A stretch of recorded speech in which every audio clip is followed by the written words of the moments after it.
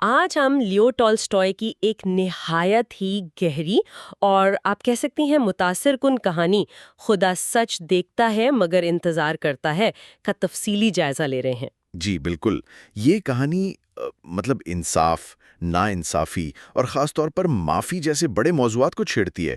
یہ ایوان دمیتریچ اکشیانوو نامی ایک تاجر کی کہانی ہے۔ ہاں، جس کی زندگی ایک غلط الزام کی وجہ سے بالکل الٹ پلٹ ہو جاتی ہے۔ بالکل، اور یہ دکھاتی ہے کہ کیسے آپ کہہ لیں ناقابل برداشت تکلیف بھی ایک روحانی بیداری کا باعث بن سکتی ہیں۔ تو کہانی کا آغاز ہوتا ہے ولادیمیر نامی قصبے سے۔ ہاں ہاں، ایوان اکسیونوف ایک نوجوان تاجر ہے، خوش شکل، ہنسمکھ۔ جی، گانے بجانے کا شوقین بھی بتایا گیا ہے۔ شادی سے پہلے تھوڑی جیسے لاؤ بالی طبیعت تھی، شراب نوشی وغیرہ، اچھا، مگر شادی کے بعد وہ کافی ذمہ دار اور ایک بہتر انسان بن چکا تھا۔ ٹھیک، ایک عام خوشحال زندگی گزار رہا ہے۔ جی، لیکن کہانی میں پہلا اشارہ یا کہہ لیں کہ ایک طرح کا سایہ تب پڑتا ہے جب وہ گرمیوں میں نزنی میلے جانے کی تیاری کرتا ہے۔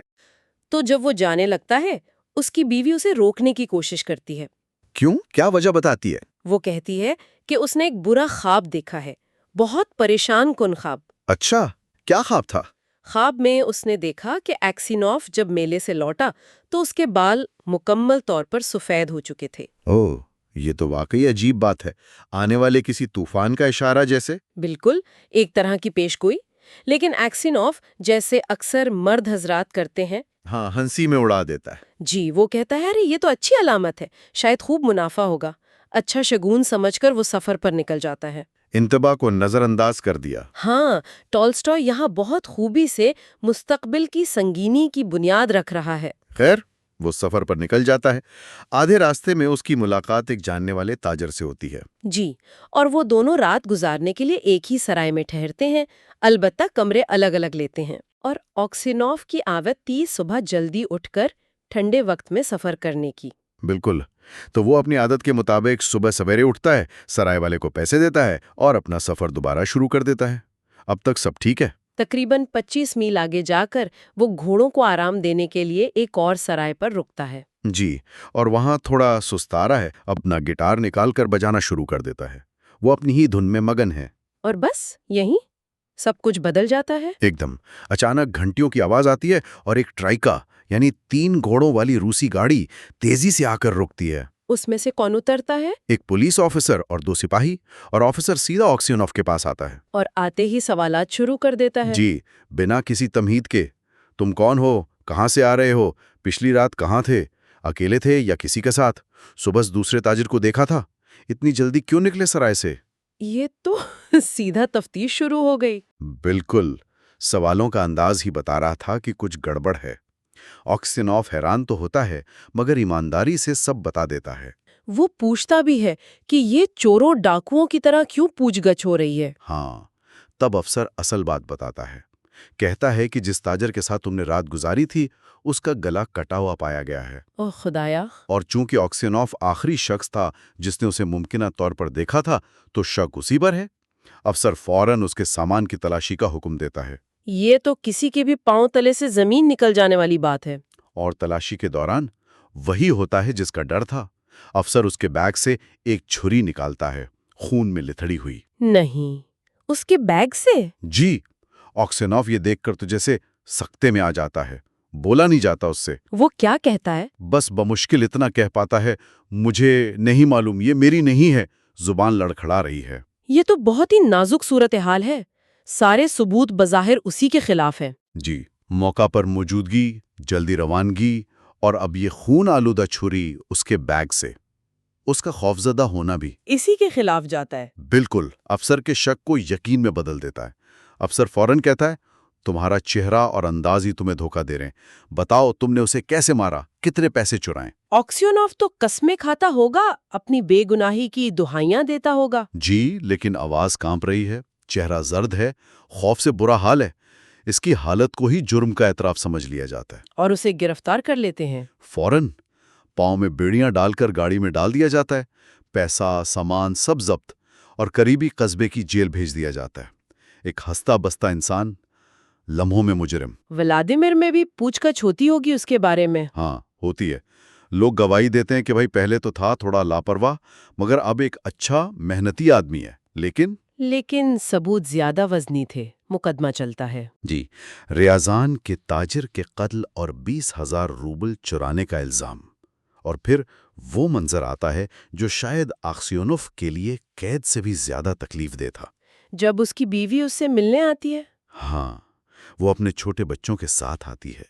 اپنے شوہر کو قیدیوں کے لباس میں زنجیروں میں مجرموں کے بیچ دیکھ کر وہ بے ہوش ہو جاتی ہے. اللہ کتنا مشکل لمحہ ہوگا. ہوش میں آنے پر وہ پوچھتی ہے کہ اب کیا کریں. رحم کی اپیل کا کیا بنا؟ آکسینوف کہتا ہے زار سے اپیل کرنی چاہیے. بیوی بتاتی ہے کہ اس نے درخواست بھیجی تھی لیکن نامنظور ہو گئی، قبول نہیں ہوئی. پر پھر وہ سوال. جی پھر بیوی پوچھتی ہے وانیا پیارے اپنی بیوی کو سچ بتاؤ، کیا یہ تم نے نہیں کیا؟ اوہو یہ تو دل توڑ دینے والا سوال ہے. اپنی بیوی کا شک. یہ آکسیونوف کے لیے آخری ضرب تھی. جب اپنی بیوی ہی یقین نہیں کر رہی وہ چیختا ہے تو تم بھی مجھ پر شک کرتی ہو، اور اپنا چہرہ ہاتھوں میں چھپا کر رونے لگتا ہے. یہاں اس کی ساری دنیاوی امید ختم ہو جاتی ہے. ہاں دنیاوی امید بالکل ختم. لیکن یہیں سے اسی مایوسی کی گہرائی سے ایک اندرونی تبدیلی شروع ہوتی ہے. وہ خود سے کہتا ہے لگتا ہے صرف خدا ہی سچ جانتا ہے، اب اسی سے اپیل کرنی ہے، اسی سے رحم مانگنا ہے. وہ مزید اپیلیں نہیں کرتا. نہیں کوئی درخواست نہیں لکھتا، ساری امیدیں چھوڑ کر صرف خدا سے دعا کرتا ہے. سزا کیا ہوتی ہے؟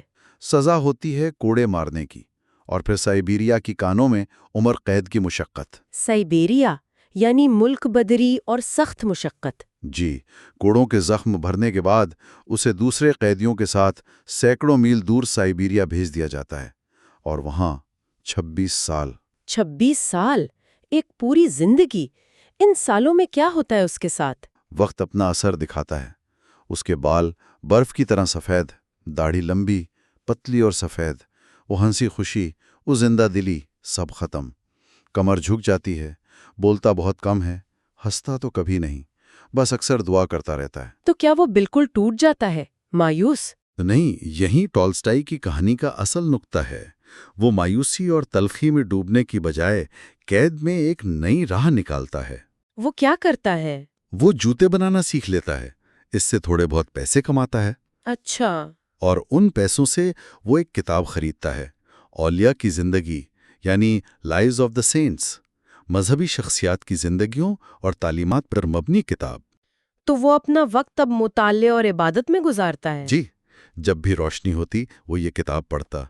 اتوار کو قید خانے کے چھوٹے سے چرچ میں باقاعدگی سے جاتا، عبادت کرتا اور اپنی اب بھی اچھی آواز میں مذہبی گیت گاتا.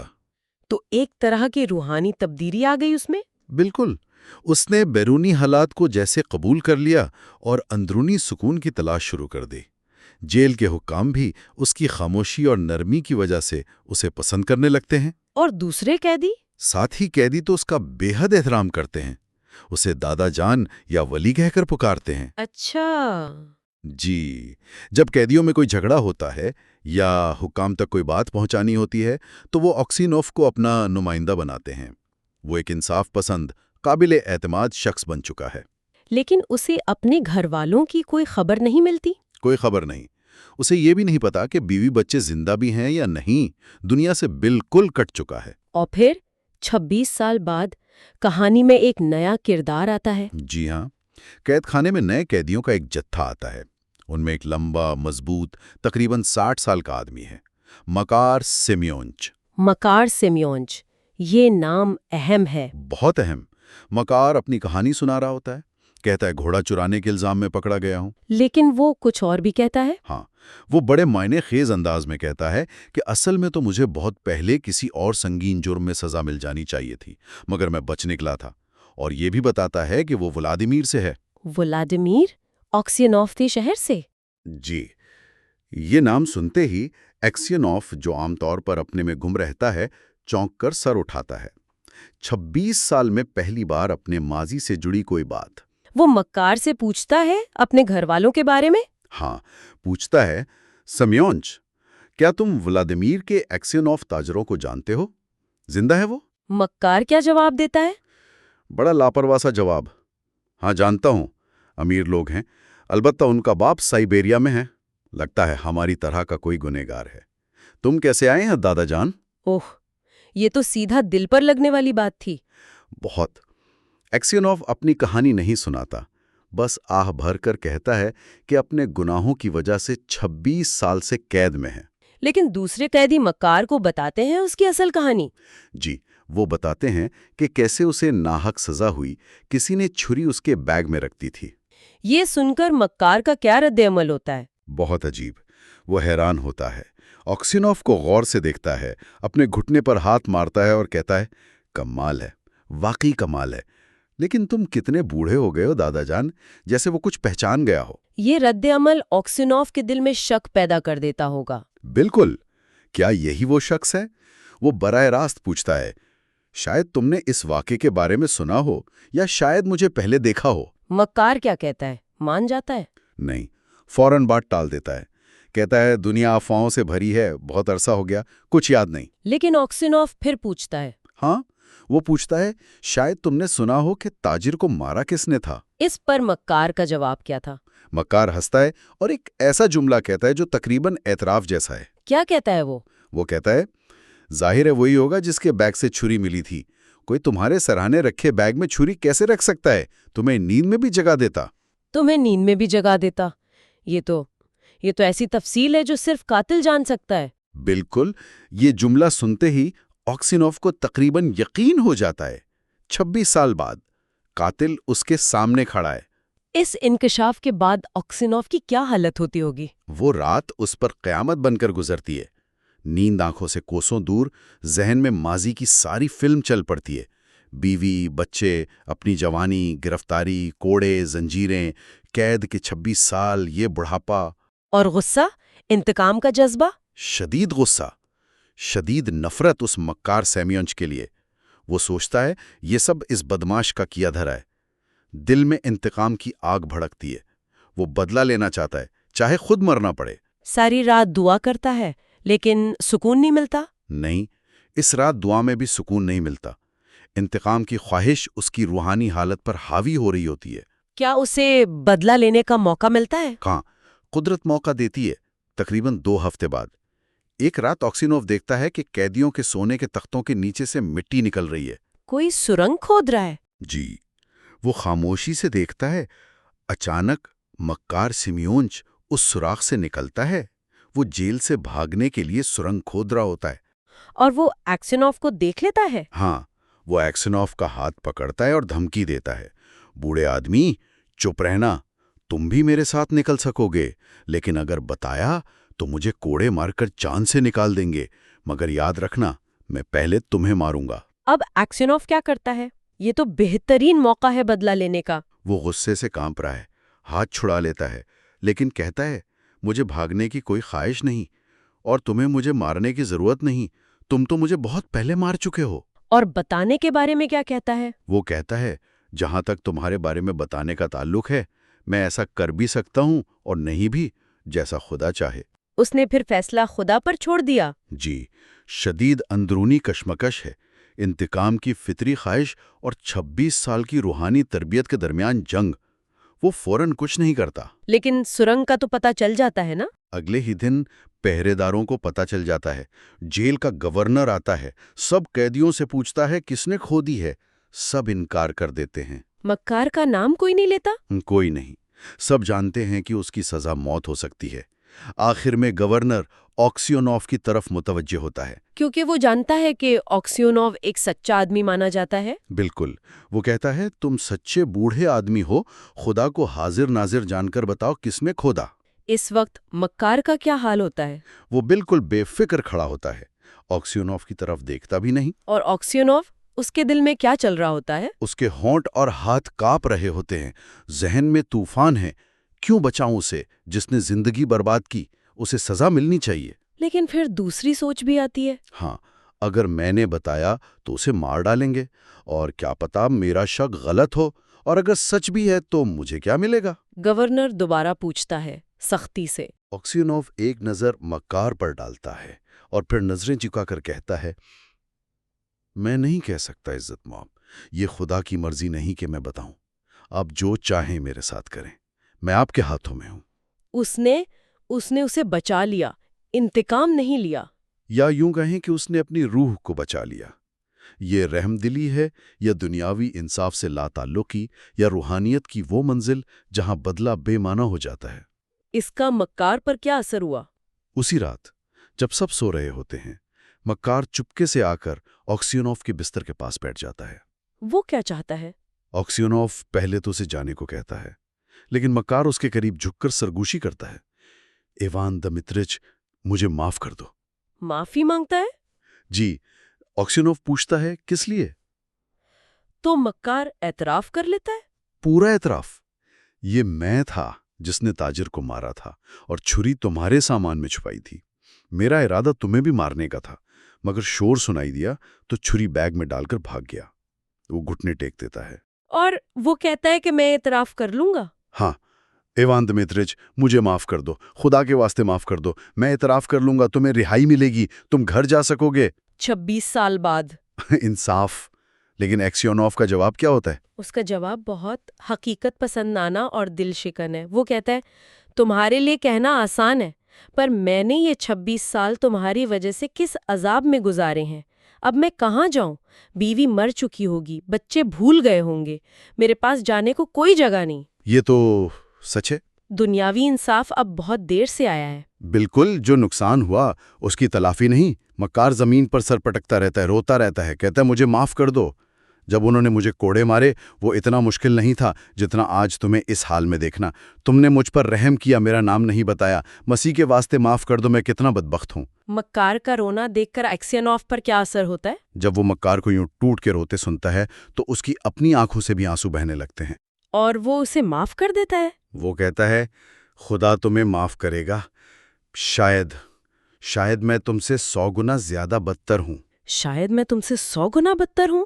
اس کا کیا مطلب؟ شاید وہ اپنے انتقام کی خواہش کو، اپنی تلخیوں کو یاد کر رہا ہے، یا یہ حتمی عاجزی ہے، لیکن یہ الفاظ کہتے ہی اس کے دل سے جیسے ایک بوجھ اتر جاتا ہے۔ اسے سکون مل جاتا ہے۔ ایک گہرا، مکمل سکون۔ گھر جانے کی جو ہلکی سی خواہش تھی وہ بھی ختم۔ اب اسے قید سے نکلنے کی تمنا نہیں، بس اپنی آخری گھڑی کا انتظار ہے۔ یہ حتمی معافی اور روحانی آزادی ہے۔ اس نے مکار کو بھی معاف کیا اور شاید اپنی تقدیر کو بھی۔ بالکل۔ اور انجام کیا ہوتا ہے؟ مکار اعتراف کرتا ہے؟ جی، مکار اپنے وعدے کے مطابق اعتراف کر لیتا ہے۔ بات اوپر تک پہنچتی ہے، کارروائی ہوتی ہے اور آکسیونوف کی رہائی کا حکم آتا ہے۔ تو اسے رہائی مل جاتی ہے؟ حکم آتا ہے، لیکن جب تک وہ حکم سائبیریا پہنچتا ہے ایوان دمترچ آکسیونوف مر چکا ہوتا ہے۔ اوہ، تو دنیاوی انصاف اسے زندہ نہ پا سکا۔ نہیں، لیکن شاید اس مقام پر ایکسیونوف کے لیے اس کی ضرورت بھی نہیں رہی تھی۔ اس نے اپنی حقیقی آزادی معافی میں پالی تھی۔ لیو ٹالسٹائے، جن کا ذکر ہم کر رہے ہیں، 1828 میں پیدا ہوئے، بلا شبہ روس کے عظیم ترین ادیبوں اور مفکروں میں سے ایک ہیں۔ جی ہاں، جنگ اور امن، آنا کیرینینا جیسے شاہکار انہوں نے لکھے۔ ان کی تحریروں میں انسانی روح کی گہرائیاں، روحانیت، نیکی بدی کی کشمکش، یہ سب ملتا ہے۔ اور ان کا انداز بہت سادہ مگر پر اثر ہوتا ہے۔ بالکل۔ یہ کہانی خدا سچ دیکھتا ہے مگر انتظار کرتا ہے، اسی کی ایک بہترین مثال ہے۔ ایک عام تاجر کا سفر غلط الزام سے لے کر روحانی بلندی اور معافی تک۔ تو کہانی کا مرکزی پیغام کیا سمجھا جائے؟ سچائی سامنے آ جاتی ہے، دیر سے ہی صحیح۔ یہ تو ہے، لیکن شاید اس سے بھی گہری بات یہ ہے کہ خدا کا انصاف اور سچائی کا وقت ہمارے دنیاوی پیمانوں سے الگ ہے۔ کہانی اصل میں ایمان کی طاقت دکھاتی ہے، مصیبت میں۔ اور معافی کا عمل کتنا مشکل مگر ضروری ہے۔ جی، اور یہ کہ حقیقی روحانی سکون شاید دنیاوی انصاف سے بڑھ کر ہے۔ اکسیونوف کو سکون جیل سے نکلنے میں نہیں بلکہ معاف کرنے میں ملا۔ اس نے خود کو خدا کی مرضی کے سپرد کر دیا۔ بالکل۔ یہ کہانی ہمیں سوچنے پر مجبور کرتی ہے کہ اکسیونوف کی تکلیفیں کسی طرح بامانی تھی یا یہ صرف انسانی صبر کا ایک غیر معمولی مظاہرہ تھا۔ اور جب انصاف اتنی دیر سے آئے کہ بے وقت ہو جائے تو پھر حقیقی انصاف ہے کیا؟ یہ وہ سوال ہے جو ٹالسٹائے قاری کے لیے چھوڑ جاتا ہے۔ یہ تھی لیو ٹالسٹائے کی لازوال کہانی خدا سچ دیکھتا ہے مگر انتظار کرتا ہے پر ہماری گفتگو۔ اگر آپ کو یہ کہانی اور یہ گفتگو پسند آئی تو کہانی نامہ کو لائک، سبسکرائب اور ان لوگوں کے ساتھ شیئر کرنا نہ بھولیں جو ایسی گہری کہانیوں کو پسند کرتے ہیں۔